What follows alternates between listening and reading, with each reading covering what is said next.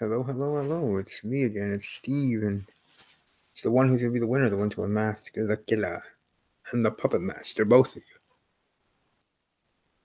Sorry, both you selling guns are going down. But let me count the ways to show you what you already know. How poor old Katrina, a friend of mine, met her demise and had to go. It's next on that list.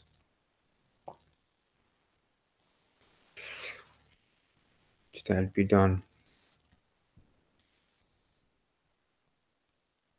So first, the puppet master had all the house guests locked in their room, not able to go out, try to unlock it.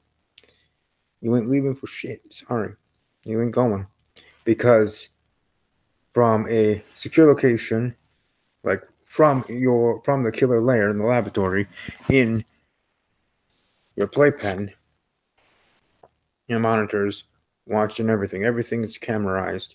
Everything is digitized. Everything is set in that kind of motion. Meaning that those doors were on locks. Now that reminds me of a game I played once or watched people play on YouTube walkthroughs called Until Dawn, where sometimes the gates wouldn't open because the killer, or not even the killer, the guy that was playing tricks on him and his friends for what happened the last year and his sister dying in that accident, would lock or unlock on his own choosing. Everything was rigged. His father was a movie mogul person or movie director. Point is here, this is a different story. This is of the killer having and being in his lair and knowing when and when not to unlock. And that's not even the killer, that's the puppet master. The puppet master instructing the killer to get the objects we seek. And that's jewelry powder substance, metal magnets, a gunny pouch, hold axe and other things in. The tank, the silver tank for embalming. And all of the necessary items needed. Then the puppet master locked everybody in their rooms. Everybody had to go to the rooms. Everybody was locked in their rooms.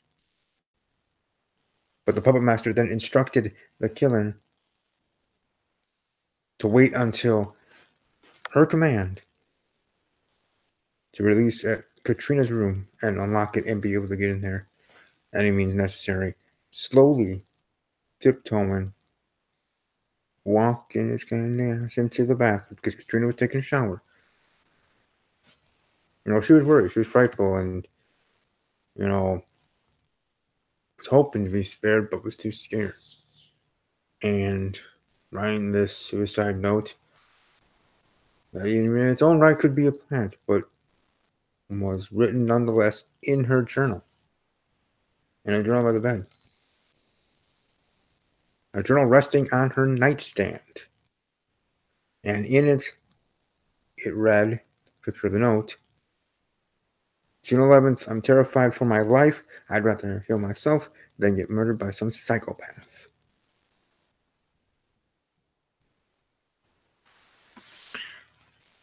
She's planning to try to take some sleeping pills for being a little bit nervous and worried, trying to make sure that she can sleep through the night. She's taking her shower first. Trying to relax herself, maybe change her mind.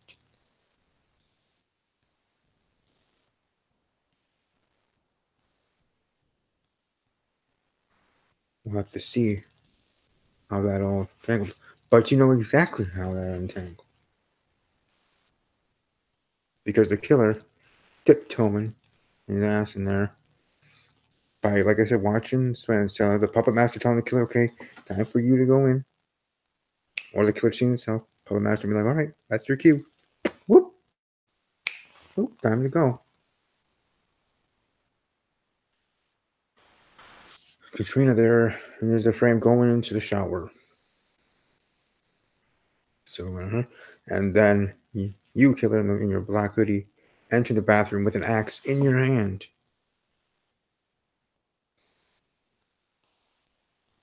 Being all D&D about it. You get what I mean? The battle axe. But with an axe in general.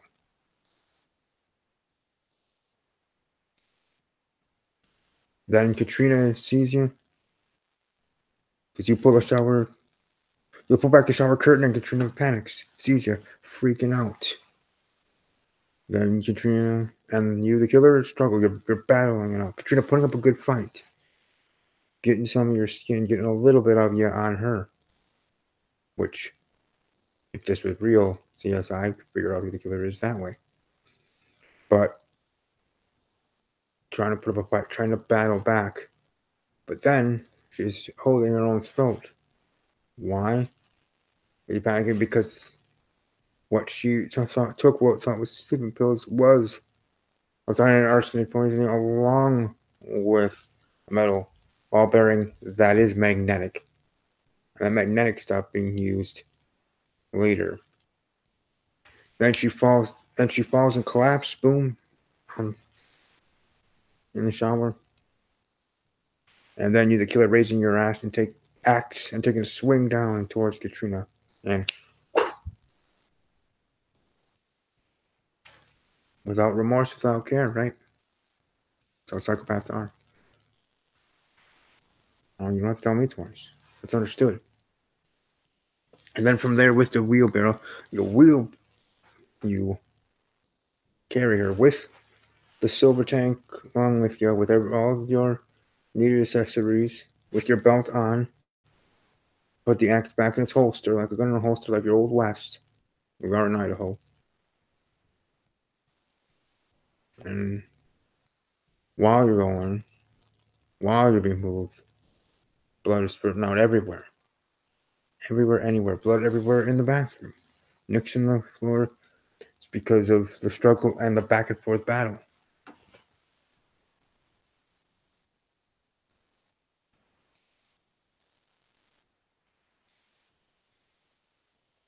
And you take her back to the laboratory.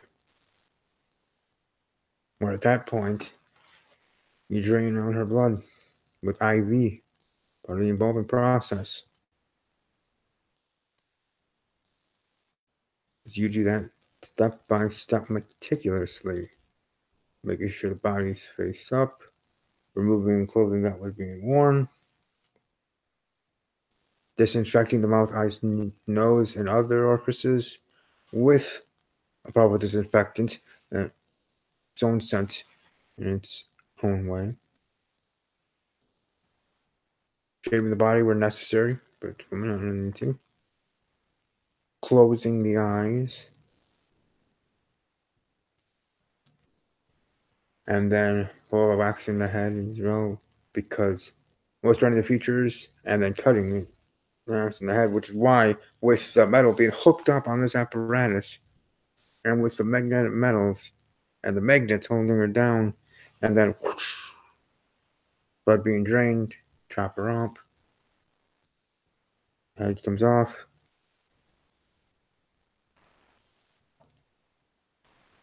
And then you prepare the head, as I said, there in regards to embalming in its own right.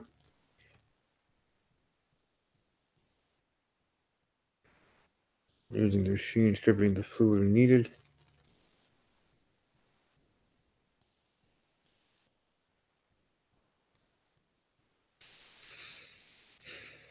Putting it up, kind of getting it that overly glazed, nice look, pretty look for the head to be like your deer head in hunting, and I know all about that. I used to hunt myself when I was younger. Not for so many years, but for a couple of years I did hunt with my father and his friends at the hunting shack and in the woods, northern Wisconsin. So I know about the gut deer, the rack, put them in the racks.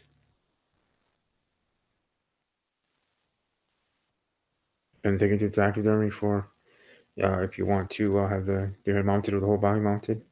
Learned a little bit about that too. Beyond what I learned about the human body embalming.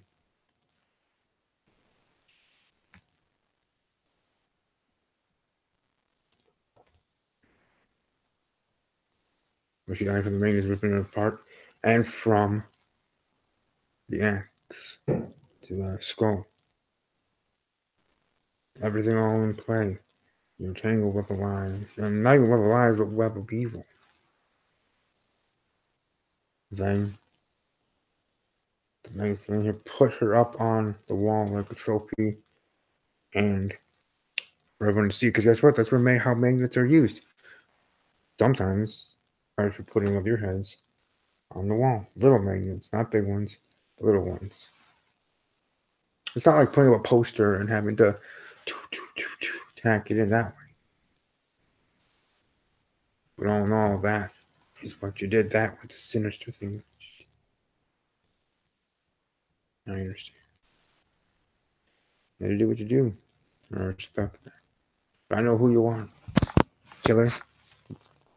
William Higson Jr. and Puppet Master Rebecca.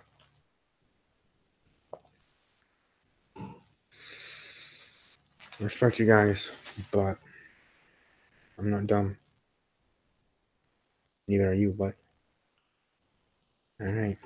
All I have to say here in the end is I'm coming for you.